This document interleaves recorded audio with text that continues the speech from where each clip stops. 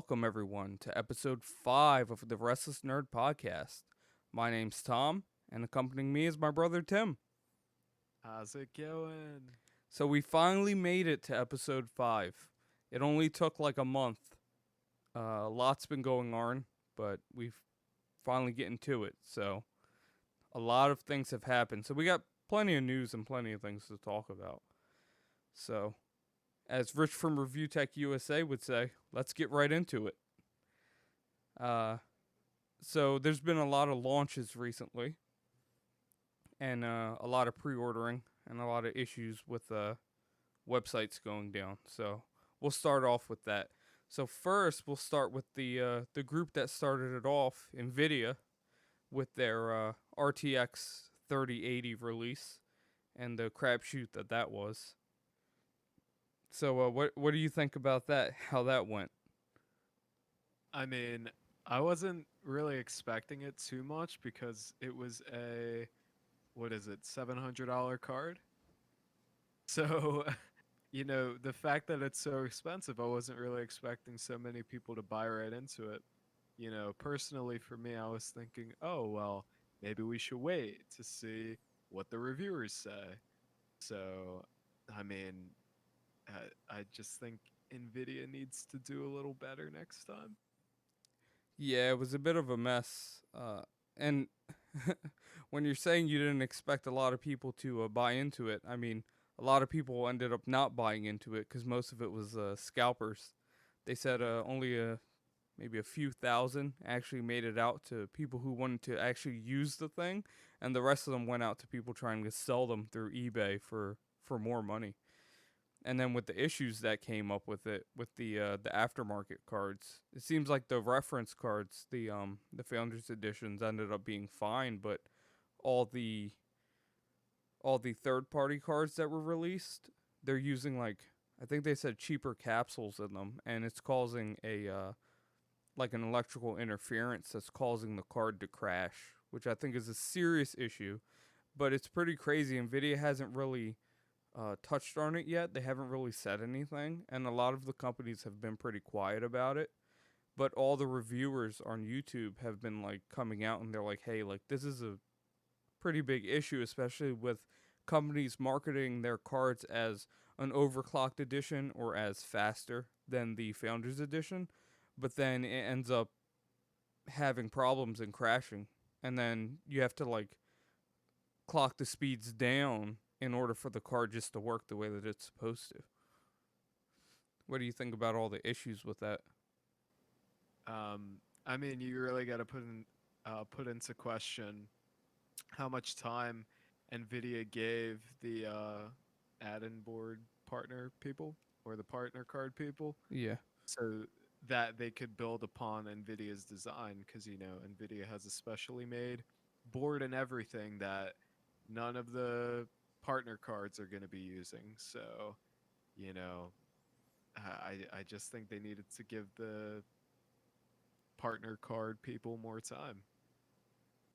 Yeah, that would have helped. I mean, all they give them is like a reference board, and then they basically tell them, "Here's what you get. Work with it from there." And I think they should have gave them a little more information with what they're using, and maybe gave them information maybe on suppliers or something like that, because everybody ended up using the same cheaper capsules, which ended up having issues with shielding, and then they all ended up having problems. So they shot themselves in the foot. And then when you look at, so we had the 3080, so that's been having all their issues. And then, a couple days ago, the 3090 pre orders came out. And then all the reviews started coming out for that. And then again, pre orders were a crapshoot. Nobody could get in. It was like flooded with bots. All the websites kept crashing. Everybody was having issues. And then the way that they marketed the 3090 was as like this ultimate 8K stream, 8K card, and it's like it doesn't fall along those lines the way that they were marketing it. So a lot of reviewers were like, "Well, we have issues with that because you're marketing it this certain way, but it's actually doesn't work that way." And then another issue they were having was they're marketing it as a they were saying, "Oh, this is going to be better than the Titan, so this will kind of replace that." But then when they ran certain programs against it, the Titan ran a little bit better in terms of like workstation applications. So you marketed it as almost like a workstation type thing, but it really falls more within the realm of enthusiasts, high end enthusiasts. And then in the end, they'll probably end up releasing a Titan anyway. And then that'll probably be like a $3,000 card, something even more ridiculous.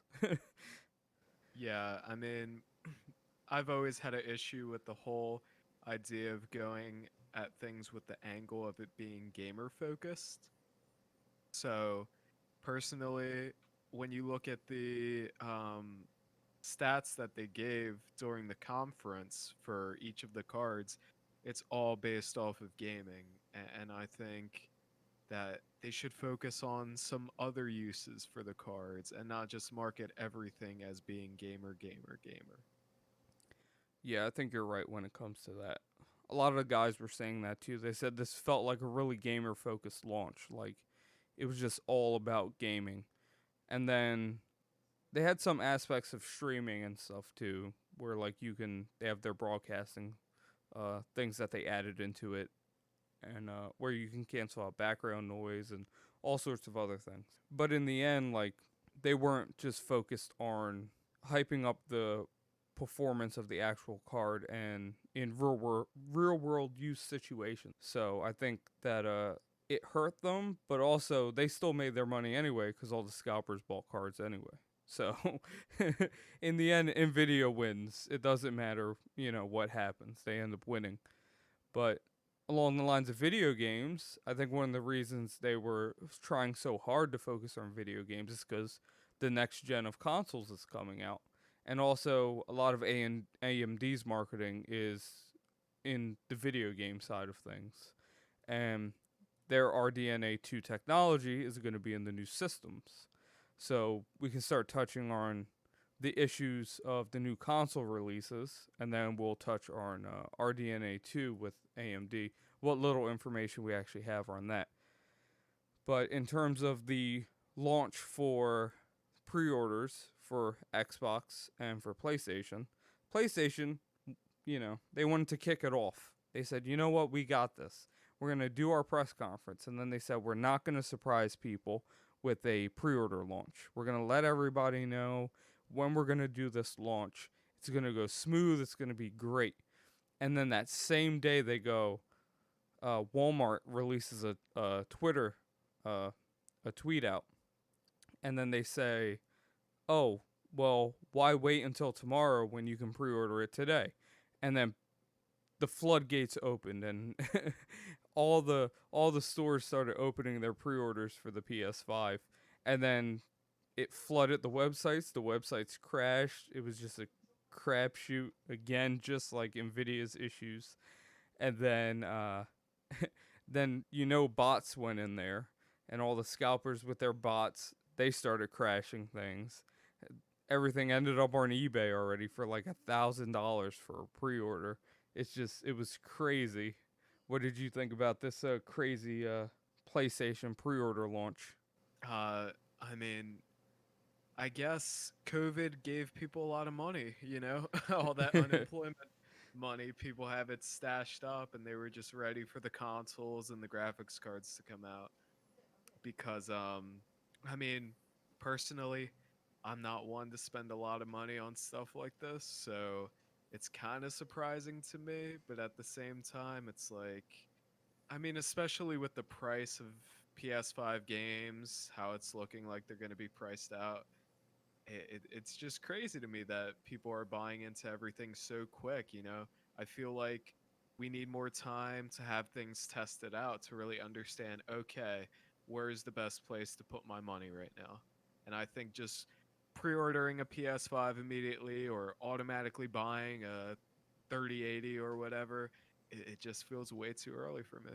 Yeah, and for me, I was really interested in trying to get at least one of the new consoles so I can see what it's like and how it plays out.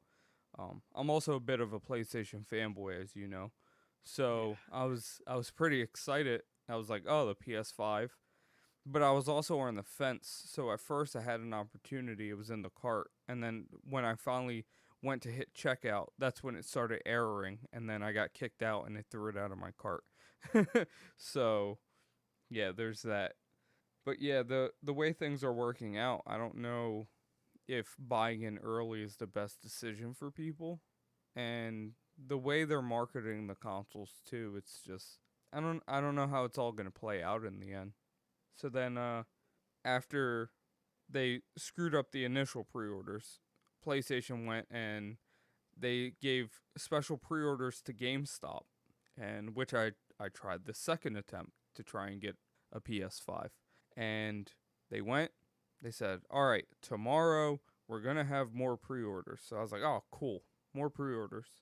They said we're gonna have some online and some in store. So I said, "All right, I have a chance to go in store and try and get a pre-order, or I can go on my phone." So when I first woke up, I looked on my phone. The website was crashed already at that point. The moment I woke up and looked at my phone, I was like, "All right, well, let me go about my business, have breakfast, and then head out and go to my local GameStop and see if I can get in line." It was still pretty early. It was before the store opened. And I left, got over there. There's already people standing outside. There's about 7 people. And I didn't even bother getting out of my car. I just rolled my window down and I said, "So what was the stock looking like?" And they were like, "Well, there's 7 and there's 7 of us here." So they go on to tell me that people were waiting there overnight. The moment GameStop had announced that they were going to have pre orders the next day, people were there waiting outside.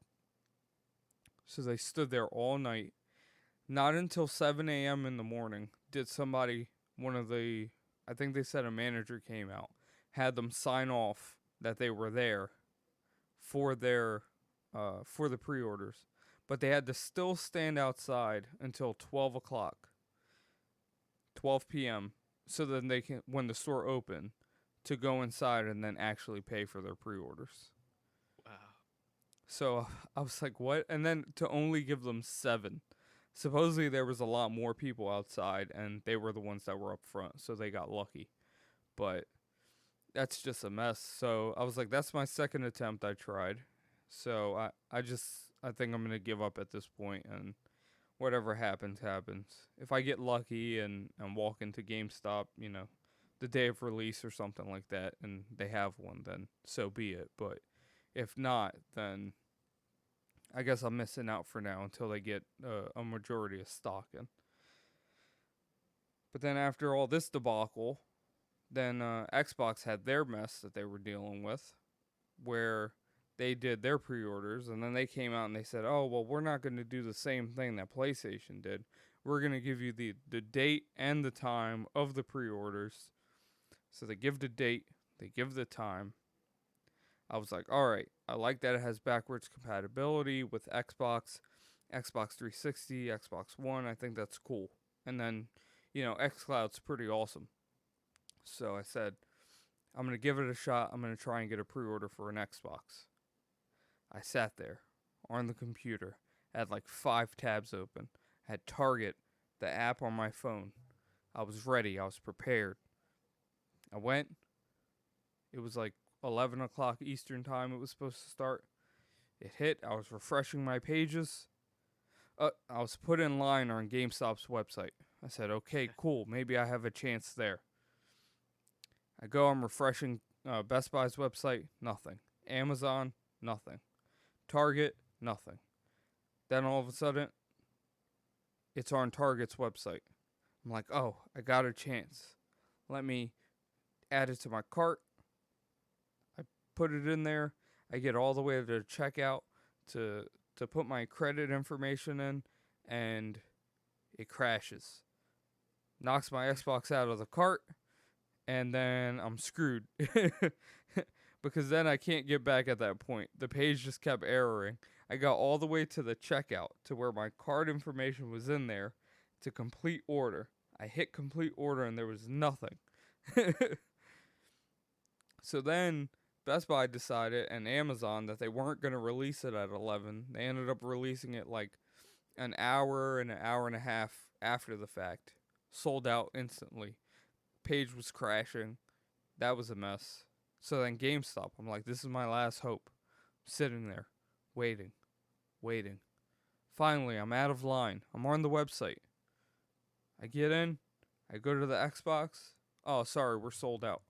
So they let me in on a page of already sold out Xbox systems. So I think I'm giving up our next gen consoles for now. Yeah, I mean, again, for me, it's just the fact that so much of a money investment. I'm a PC and Switch guy, so it's like, I already have my games on PC, I already have my games on Switch. It's like, do I really want to sink more money into all this? Again, I feel like so many people should just wait and see how things go. It's a while until everything comes out, and then things will be back in stock sometime soon. Yeah. And then speaking of Switch, we have Mario's 35th anniversary. So you've been anticipating this for a while. The main announcement that they had, which was the Super Mario 3D All Stars collection. Now, how did it feel to see that announced during that press conference? Honestly, I was at work and I had gotten on my break and I saw that you sent me the video. And honestly, through the entire thing, it was like I was so anxious. And then once, what was it? I think they played the sound clip from Super Mario 64, and my hair stood up, and I felt like I wanted to cry. And then I saw it, and I was like, wow, finally. I was like, that was the main thought, was finally they actually did it. And then I saw how soon it was going to be coming out. So I went, I pre-ordered it on Best Buy, which Best Buy still hasn't given me my physical copy. They're literally selling copies. They've been selling copies this whole time, but they still haven't fulfilled the pre-orders. So I don't know what happened there. They won't let me cancel it, but I did buy it digitally. And I know people aren't too happy with how the ports are and everything, but for me, I feel like it runs well enough. I'm not trying to speed run it or anything. I've just been playing through normally before I go to sleep, play a little bit of 64, play a little bit of Sunshine. I still haven't hopped on Galaxy yet because I've never actually played it. So, that'll be an experience, but definitely I was satisfied by that. Yeah, we've been doing this podcast for like what 3 months now, and and we've been talking about it for like 2.5 of those months, and of the rumors coming out that there was going to be a collection, and then it was finally announced. Yeah, they really had me thinking that it wasn't going to happen. Look, if anybody listens to the other episodes of the podcast, you'll know we've mentioned this multiple times of all the rumors, and it finally happened. It felt like it took forever. I mean, it was a pretty good press conference too. They announced like the new Super Mario 3D World with like Bowser Fury, and then like the the Battle Royale Super Mario Bros. Yeah. That was pretty cool. The Mario Kart seemed interesting. Seemed like it's good for kids. It makes them buy into buying those little carts with the figures, and then it uses like a camera on it to, for augmented reality, but you're still playing it on your Switch. So I thought that was pretty interesting. Nintendo, when they're trying to do something innovative all the time. Yeah, Nintendo, they finally made it seem like they have a soul compared to the other companies. Because people always say, "Oh, Nintendo, they're never in it for the fans." Well, they finally did some stuff for the fans, and Sony and Microsoft, they're falling behind a little bit. Yeah. Have you checked in on Switch stock to see if it's back in stock everywhere, or? No, I have not. Actually, let me see. I know they were saying in Japan they raised the stock for that once they did the Super Mario Bros. The 3D All Star, because they were able to sell more copies together, sell the copies and the systems. So Okay. yeah. Oh yeah, Amazon has. It's not currently in stock, but they have pre-orders, and They say they won't be delivered until November 21st. So people are still buying up Switch consoles, but at least you could get them for the $300 that they're supposed to go for. Yeah, yeah. It seems like some of the places they're still out of stock.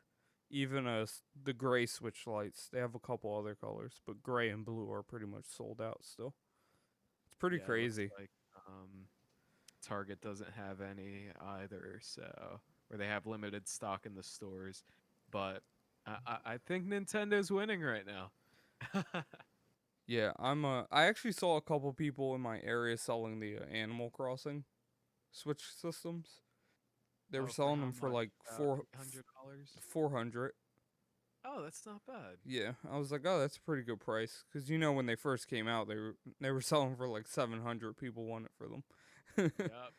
It's a pretty good color scheme. I like it. Yeah, I really enjoyed mine, but I much more enjoyed the money that I made from selling it than Scalper, getting a normal one. scalper. Yep. Had to pay for those games I bought for the Switch. I'm supporting Nintendo with my Well, scalping. you're gonna get banned from my. You're gonna get canceled now. Yeah. Yeah, I'm pretty excited. I was excited for the Game and Watch that they announced for the anniversary, but like I haven't been able to find it. Like I don't think it's approved in the US yet still. Like they're selling them on eBay because Europe got approved and some of the other places, but US was lucky enough to not get approved yet. So, hopefully when that happens I'm able to get one cuz I like that it's color screen, and I used to play the Game and Watch games for a Game Boy. So, I'm looking forward to that. I hope I can get one. Uh, Oh, you know what? I wanted to ask you about the PlayStation 5 camera. So I'm looking at it right now because I actually put in a pre-order for a PS5 controller. I don't know if I'm gonna end up buying it completely. I might cancel the pre-order sometime, but it just looks amazing. So I was like, have it on pre-order. But the HD camera, has there been any footage of what that looks like? no, not really. I mean, the physical camera looks like an ice cream sandwich, Yeah. but there's no footage of what it actually looks like when it's recording or d- when it's turned on. So Okay. we haven't Because it seen does have anything yet. dual lenses, but it says 1080p. Yeah, usually the dual lenses is because of the VR and for the move handsets. It Oh, helps with tracking your movements. interesting. Because if this works as like a normal webcam on a computer, I mean, that would be great. It'll be cool.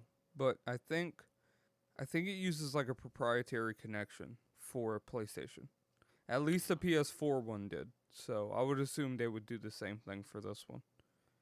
Microsoft did the same thing with their camera. The Kinect was USB, the original Kinect, and then when they released it for the Xbox One, they used a proprietary connection. Or was it the opposite way? It was something like that. So it's like weird. Some of them want to use proprietary connections, some of them don't. Just use USB. Make everybody happy. Yeah. Oh yeah, so one thing that we didn't comment on was the Xbox Series S finally being revealed. Oh yeah, that was. I find that as very interesting. Uh, I think it's they're moving towards that digital direction of trying to make it an all digital future for video games. I mean, for consoles, I always felt like physical media is what set them apart from the computers. Because, like, if I want to play digital games, I'll just play them on my PC. Why do I need to buy a whole console for that? Especially third party games. Like, what's the point? But, I mean, it makes sense to get into the market of, like, set top boxes. And they have that xCloud and Game Pass. So, I think it works out really well with the Series S. The thing that doesn't work out well is their storage format, which is a proprietary plug in card. And the only reason that stinks is because if you want to play the new Xbox games, you have to have that proprietary memory. Like if you fill up your 500 gigs, let's say in the Series S, you need that $200 memory card to expand it. If you want to play like regular Xbox games or Xbox 360, you can play them off of an external hard drive, like from USB 3.0, but you can't play new Xbox games. So you can only do all the old stuff. So if you Okay. so Okay. if you want to play new things, you need that proprietary memory card, which kind of stinks. So that $300 console ends up shooting up to $500. Yeah, Which it's just such a niche market, you know. The pre-orders are completely sold out, but I can't exactly imagine how many people would want a completely digital console that once you have Call of Duty, it's going to take up like 220 gigabytes. You could probably have a couple of other games, but then outside of that, it'll fill up right away. Yeah, that's the hard thing because it's like even consoles nowadays, the PS4 and Xbox One, it's not even like the disc does all the work. So you put the disc in and it still downloads information. So it still takes up a good amount of gigabytes on your hard drive. So now you're just putting all that information directly into your system. So it's just it's such a mess. I wouldn't want to have to deal with that. Yeah, I think as far as, oh, you know what? Actually, what I was going to comment on was exclusives and the reason why I feel as though Sony may be better off. But now we can talk about Microsoft's recent purchase. Yeah, their acquisition for I think what is it? ZeniMax, I think is the name of the company. Yeah, yeah. Yeah, and they own, Bethesda and who else do they own? Let me see. ZeniMax. They own like so many of the developers for. Oh, they all own id Software too, because that all falls under ZeniMax. Now it's killing me. Gotta double check if it's called ZeniMax. Let's see. Yep, it's ZeniMax Media.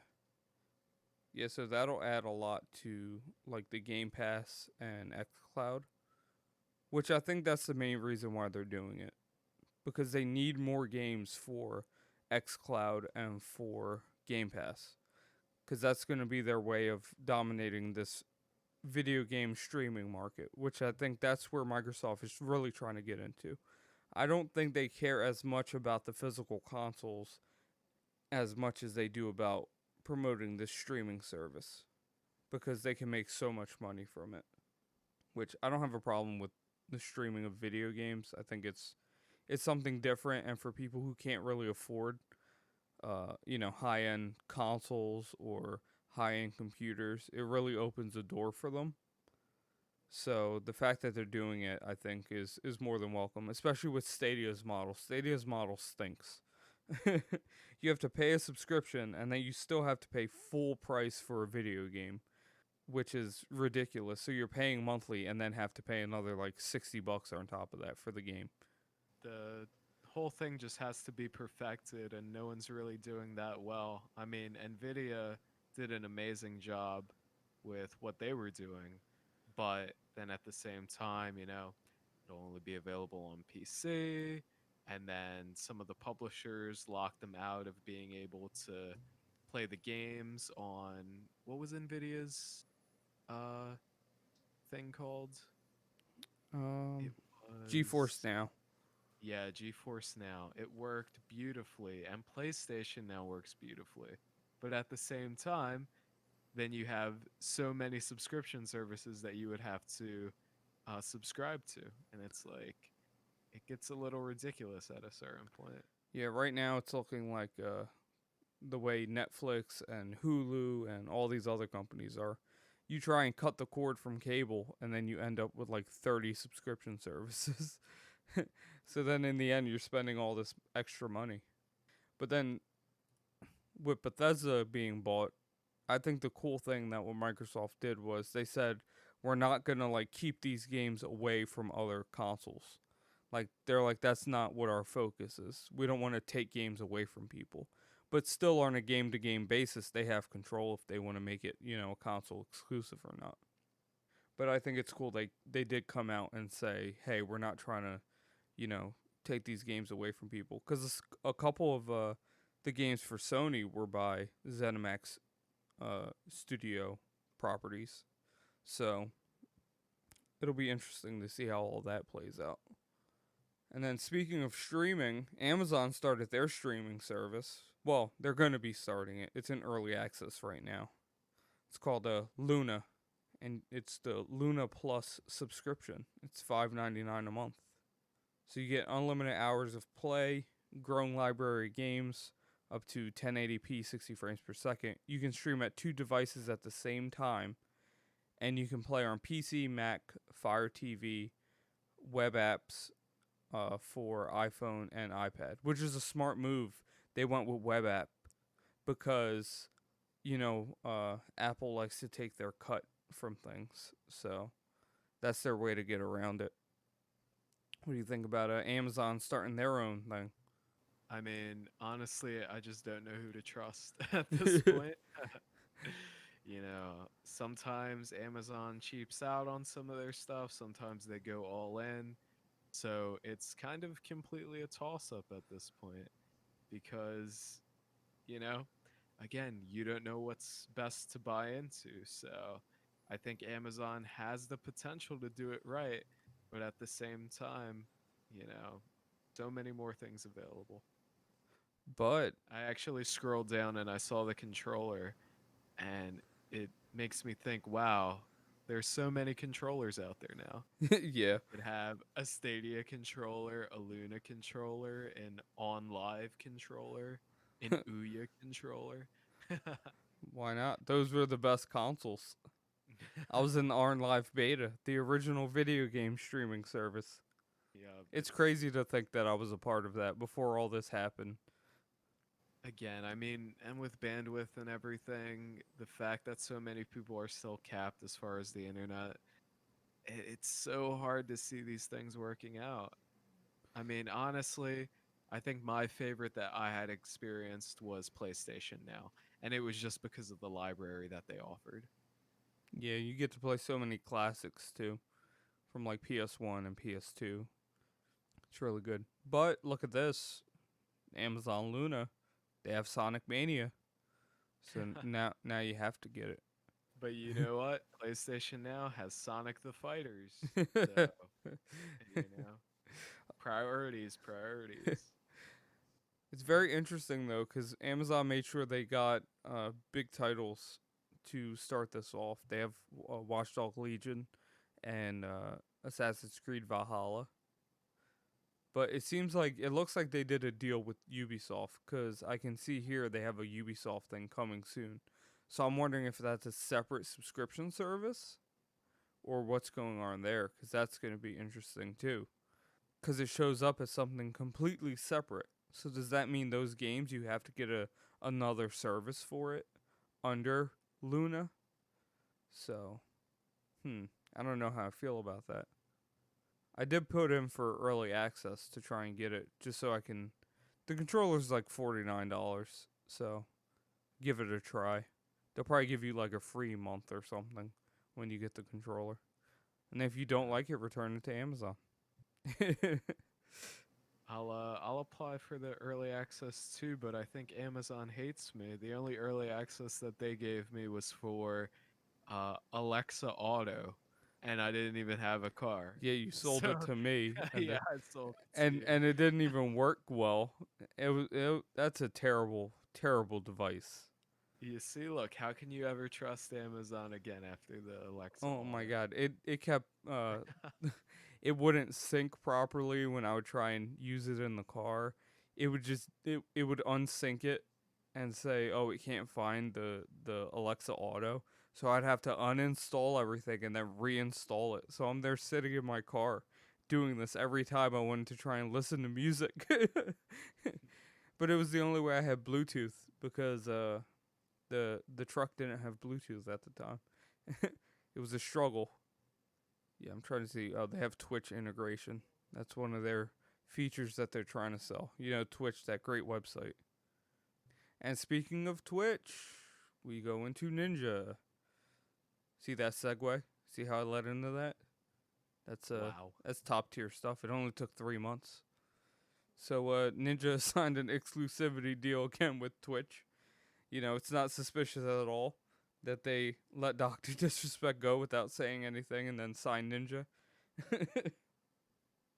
I think it's so weird that he just signed Arn without a problem after what they did with like his channel with them streaming adult content on it.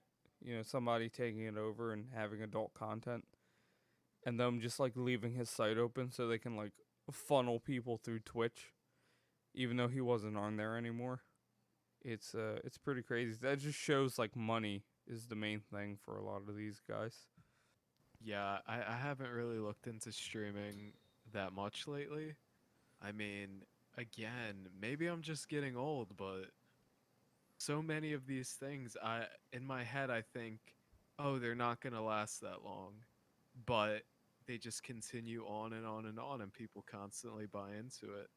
You know, the fact that Ninja has viewers and everything, I gave up on competitive gaming years ago. So it's like the fact that people see what he does and they want to be the same way and they'll follow him from Mixer to Twitch and so on. It's just completely over my head. Yeah, I think it's crazy too because it's not like he has any gimmicks or anything. He's literally a guy that just sits in his room playing Fortnite. There's no gimmicks. Like, trust me, I would love to have that. I stream, and I've been streaming like classic games. You can find me at twitch.tv/recklessnerd. But shameless plug. But yeah, like you look at Doctor Disrespect, and he has like this whole gimmick going around about him. He's basically trying to do like Hollywood things on a streaming platform and on social media, which is a different way of doing things, and it makes sense. It's good for marketing, especially for a lot of these companies. But when you just got like regular guys like making $1 million and they're just like sitting there, and then when I look at them and like my what I have in my little apartment, my quality is like 10 times better than theirs. They're making millions of dollars and they're like, whatever, I'm not even going to fix my content or try and improve it. I'm making money anyway, so it doesn't matter. Like, it's just, it kills me. It kills me every single time. Like, for this podcast, I try and make sure I have pretty good quality. I'm trying to get my consistency up, you know, for all those who were looking forward to this episode, it was raining in my apartment. The neighbor left the faucet on above us, and it just started leaking through the roof. So that's why I haven't been making any content for a little while. But now we're back in full force.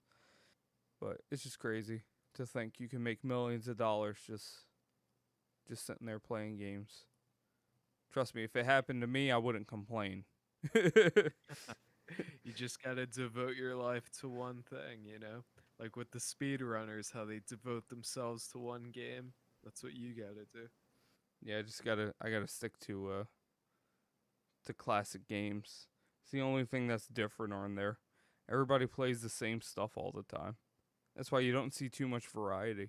You saw Fall Guys came out, became huge, and then that's all anybody was streaming for like a couple weeks. And then Among Us came out, and then all anybody was streaming was Among Us for a couple weeks.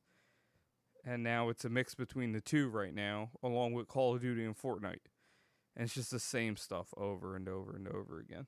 It just kills me. Maybe I'll start streaming Tekken 7 more. Try and get better at it.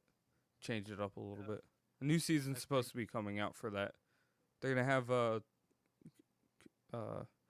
what's her name? Kunimitsu. She's like the ninja girl. Oh, that's right. Yeah, yeah, Yeah, she's gonna be coming to the new season. So I think it's pretty cool too how they're building up with the new seasons. Everybody's hating how Mortal Kombat's doing it right now, because Mortal Kombat is doing just like mainly guest characters, but there's so many characters people want in the game that are like legacy characters, and they won't put them in, and everybody's upset about it. They're like, yeah. really, Well, NetherRealm Studios? Actually, there's another fighting game that there was a rumor about today that I read. I believe it was today. But there's a possibility that Crash Bandicoot may be a DLC fighter for Super Smash Brothers. What really? Yep, that is a rumor that I read. Let me see if I could pull something up for you. Well, I have that season pass, so I'll get them. Let's see. Likely contenders. Some leaks explained. They say 3 days ago. Um, People saying things are fake. You never know. It might be one of the other ARMS characters. Wouldn't that be No, it's hilarious? gonna be a Fire Emblem character. Oh no, not uh, again. Byleth kills me every single time. I'm like, oh, this is such a bad character. Yeah, that'll be funny. Now we need Goku. He's the main character we need in Yep, the game. Naruto and Goku. It'll be perfect. Make us weeps happy. There's a possibility. What? It's Bandai Namco, right? Yeah. They make all the anime games. They put Gundam. Put Gundam in the game. I'd love it. That'd be the only character I play. Any of the mobile suits, any of them. Just put them in there. I'll be happy. I'll take it. Make me happy, Nintendo, please. But yeah, so many people are mad at at NetherRealm right now. I want Ermac in the game in Mortal Kombat. That's what Oh, I'm dying for. Is Ermac not in the game? No, he's not. I'm very disappointed. And then Uh, when you play in the crypt, his dead body's in the crypt. And it's like, so you killed him off? So everybody was like, oh yeah, here Ermac's in the game. And then I was in the crypt and I found his dead body. I was like, no, that's not what I wanted. I wanted him actually in the game so I could play him because he's one of my favorite characters. When Noob Saibot's in the game though, right? Yeah, Noob's in it. I like Noob. Noob's Noob's one of the better characters. He's the one that I was mainly using. But people want Smoke in the game, and they haven't done that. Really? Smoke is not in the game? Nope. Wow, that's disappointing. I forgot there was a few other people, and they're like, please, you're making it just all guest characters. They're like, yeah, Spawn's cool, but like, we want the legacy characters in the game. Somebody actually asked me, they were like, hey, do you think they would do like they did with Super Smash Brothers with Mortal Kombat? Like, just release a game or like a pack with like all the characters. And I said, I don't think so because I think they're just buying into the DLC thing too much. They love making money off of DLC. So they'll milk these legacy characters as long as they can because they know, oh, well, this person's been waiting for Ermac for all this time. So they'll spend $15 for this one character, pretty much, because you'll buy the whole character pack just to get that one character. So DLC kills me. I can't take it. It's killing video games. Yeah. I mean, what was I? Oh yeah, Dragon Ball Fighters. It's always on sale, but I never buy it because I know that there's such a large amount of DLC characters that I know whoever it is that I want to play, it's likely that they're probably a DLC character. Yeah, both Brawlies are DLC characters. uh, They have who else? Bardock, who I would want to play. He's a DLC character. Who else? Janemba, he's a DLC character. all the best ones. So It's yeah, not right. it's a You would killer. think they would offer, well, there's a Fighters edition and an Ultimate edition. So maybe they do offer something that has some characters. Yeah, I think they have. I think Ultimate has like the first DLC pack in it, but then you still have to buy like the other two that came out. Cooler's a DLC character too. All my guys, Like I, Cooler, Janemba, and Broly. I have to give them props though for actually listening to fans and putting characters in the game that people wanted. Yeah, definitely. People were so Master Roshi is the new DLC character. Okay, yeah. People were pretty excited about that. They thought it was pretty cool. I just want to play as Bardock. I have to get it and get the DLC pack with Bardock. I want to get I the mean, DLC packs for Tekken, but man, it kills me because you look at it and you're like, it's like buying a whole other game. Let's yeah. see. What else do we have to talk about today? Oh yeah, AMD. We didn't talk about Big Navi. Oh, that's right, Big Navi. The Big Navi. Let's talk about how we don't know anything about it except what it looks like. Oh, what was the thing that we used to watch? Oh, and we don't know anything about it. Oh, Oh, RGT 85. yeah. He He made was a whole video. he kills me all the time when he makes He's a videos and he legend. goes and we don't even know anything about it. Yep, it was a long time ago too, and he was talking about what was it, Metroid Prime 3, I think. Yeah. He was like, "Oh, the games that we're looking forward to on Switch or whatever," and we don't know anything about it. They showed us the title card, and what was it, like Bayonetta something? Three. What was it? We're on Yeah, three. Bayonetta 3. Yeah. He was like, "Yeah, they showed us the title card. We don't know anything about it." Yeah. It's great. That's quality content. I like when he leaves. When he stares at the camera, he leaves it into the footage. It's great, and you know he does it on purpose. You know he knows that it's there. He He just leaves outputs it. so much content. He's prolific. Yeah, it's pretty funny. So Big Navi. So we know what it looks like. It looks Yeah, ugly. definitely. Probably won't even fit in my system. It's gigantic. It's huge. It's like the size of the 3090. Yeah. It- oh my god, it's so big. And then the funny thing is they released the initial images in Fortnite. Yeah. And then people were And like, then it's you so low gotta download the res, we can't see whole. what it is. Like you gotta download the entirety of Fortnite just to look at this graphics card. Yep. But people just watch a video on YouTube. It's Yeah. like, okay, that works. Yeah, Jay's 2 cents, he's the real MVP. He released what the card was gonna look like. He's a real one.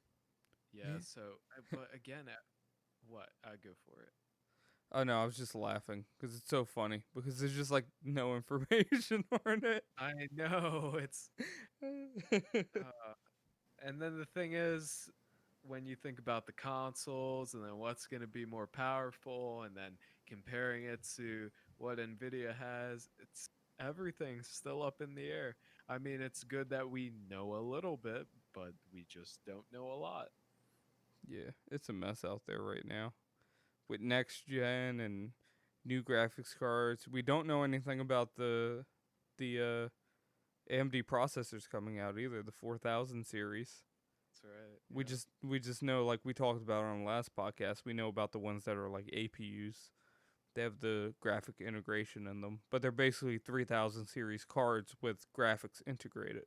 So I don't know. We're just sitting and waiting. They're saying October, so there's supposed to be the big announcement, but we'll see what happens there. And then they're saying it should ship with a 8 GB model, a 12 GB model, and a 16 GB model. So that's all the information that we have. Yeah. It's great. Like we get more information from leaks from different areas. Like Google's supposed to have their press conference the on the 30th, so Wednesday. Oh, okay. And they're gonna announce the new Pixel phone. They're gonna have like a Pixel 5 and a 4A 5G or something like that.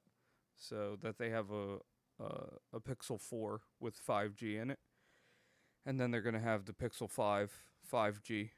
Well, you see how well that worked out for them. The placement of that. And then they're gonna Oh have wait. what was that? Can we please talk about the monstrosity that Microsoft released? I don't know if you saw it, but it was when I was watching football. What was it? Maybe a couple of weeks ago.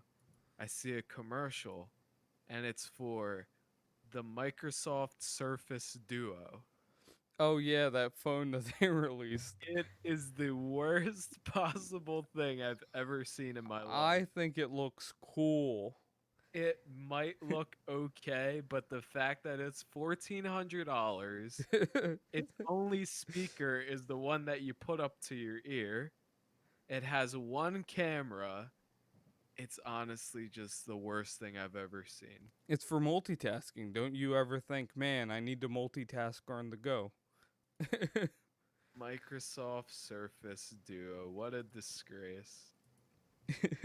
A lot of times I'm a Microsoft fanboy for the stuff that they release, like the Surface laptop and everything, but this is unforgivable. For them to come back to mobile devices and this is what they give us. Wow. I just had to bring it up. It was killing you. You had to put it out Yeah. there. It came back to my mind and I was disgusted. It made me sick. uh, Oh, I need wow. to. So speaking of the all the new Google stuff that's supposed to come out, so they have a new Chromecast and a new Google Home, which is supposed to like be on par with like the Sonos speakers, and they're also pricing them competitively too. So the speakers are going to be $100, but they're going to be like pretty big sized. So you're not spending like when they first released their Google devices. Remember the original Google Home? It wasn't that big, and it was like $130 or something like that. Yeah, yeah. Well, now this new one is like substantially bigger with a nice speaker on it, and it's going to be like $100. And then the new Chromecast is going to be, they're saying, around $50, and it's going to have 4K and HDR, and it's going to run Android. So it's going to have its own type of Android TV. But yeah, it's Google's own version of that. So it's not like, you know how we have the Mi boxes, how they run their Android TV. Well, Yeah. Google's going to have their own like proprietary UI for it. So it seems pretty cool. I'm kind of looking forward to that cuz I have the Mi boxes, but they have so many issues. I have to like restart it constantly and like make sure it's up to date cuz it won't do the updates automatically sometimes even though that I set it that way. Yeah, it reminds me a lot of Android phones where you can buy something and then you don't know if it's going to be updated. So that's one thing I'm scared about with my TV because I have a Hisense Google TV. Yeah. And it's like, okay, it's been getting updates, but then at the same time, it's like, at what time is it going to stop being updated? You know, it might not work that great with whatever version of Android TV there is. So that stuff always scares me. Yeah, I'm definitely interested in this new Chromecast and also the new Google Home, because at my house I currently have a whole uh Google environment going right now with the Google Home, and I use Samsung Smart Things. So I'm very interested in these new products. Supposedly, so Walmart screwed up again. So just like they did with the PlayStation pre-order, Walmart is already selling the new Google devices. So people have been saying, "Oh well, I walked into Walmart and I was able to buy one already." That is hilarious. But it's not supposed to release until like next week after the press conference. So I might have to make a run to Walmart maybe tomorrow and see if I could pick up some of this stuff if they have it in stock. Just ask them to get everything out the back.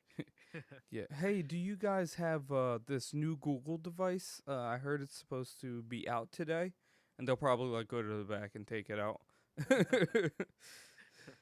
But yeah, I'm looking forward to that. I would really like that. And then I'd probably just sell my Me TVs for like a couple bucks. I mean, I got a pretty good deal on them anyway cuz I got them from Walmart. So, look, Walmart coming in clutch all the time. But I would never shop there on a regular basis. Target for the win. Target all the way. So, finally, we'll have a little story to close it all off. There's not too much information on it. It's IKEA teaming up with Asus, ROG, Republic of Gamers, to make furniture. So they're planning a launch of 30 new products, and it's going to be all sorts of like furniture accessories, gaming furniture, ergonomic gaming furniture that's affordable, as well as accessories. So that would be very interesting. So let's see, any more information on it? Over the next year, starting in China in February and expanding to other countries by 2021.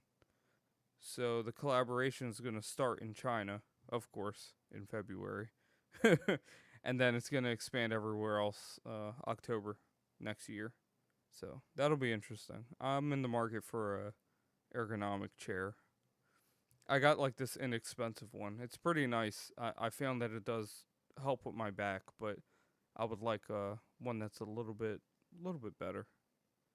What do you think about some IKEA Republic of Gamer products? Yeah, I could go for like a Republic of Gamers beanbag chair. Yeah, No, I don't know. I've been in the mood for a beanbag chair, no, I so go they for a should release. Republic of Gamers pots and pans. That's what I need in my life. Now, could you imagine if they had a beanbag chair and it's just surrounded by speakers? It's a great idea. Yep, the top quality stuff right there. Look, you should work with their design team. Exactly. See, my calling. Now, as being someone who worked at IKEA, I'm not, the biggest fan of them. But if it's going to be affordable gaming furniture, whatever that means, because I don't know what furniture is gaming. you know, th- Tables. they call them gaming chairs, but really they're just it's a glorified office chair. That's all it is. Like, but they throw gaming on it just to try and sell it to younger people. So it'll be a very. Oh wait, hold on. I got to see this. This is great. So the global business leader of workspaces at IKEA said the goal is to help people embrace and enable benefits of gaming in life at home and abandon stereotypes like games are built on violence. Gaming is asocial and it is predominantly a men's activity. Wow, what an inspiration. So, is there going to be like what? So what's going on? I Uh, need uh, pink RGB gaming kitchen table. yeah, because they always think of female. If it's female, it has to be pink. But yet, like all the females I know, whether they're into gaming or whatever, they're like, I don't need something that's pink. I'll just use any of the other stuff. Like, that's funny. I like that quote. That cracks me up. So when did everybody start thinking that games are just built on violence and for asocial people? I love how automatically that becomes, oh, that's the majority of people. It's not necessarily the majority, especially not nowadays. If you look at esports and how it's, taken over the market so far, especially at like ESPN and companies like that, I can't imagine people think exactly the same way anymore. But People fall for the marketing scheme. yep, it's perfect marketing wording. It's all about the words, the best words. Yeah, but all right, that's where we're gonna end the podcast for tonight. It was pretty good. We were able to make it to an hour this time, so we we did pretty well. There was a lot of topics to talk about. I mean, it's been like a month. I don't know if I want to keep this a monthly thing or if I want to do it like every other week, but we'll see how it works out. What kind of time I can get to try and put this into effect. One of these days, I would like to get a guest and try and do a interview or something like that. We can get some different point of views in here, and we'll be back next time. Thank you for listening.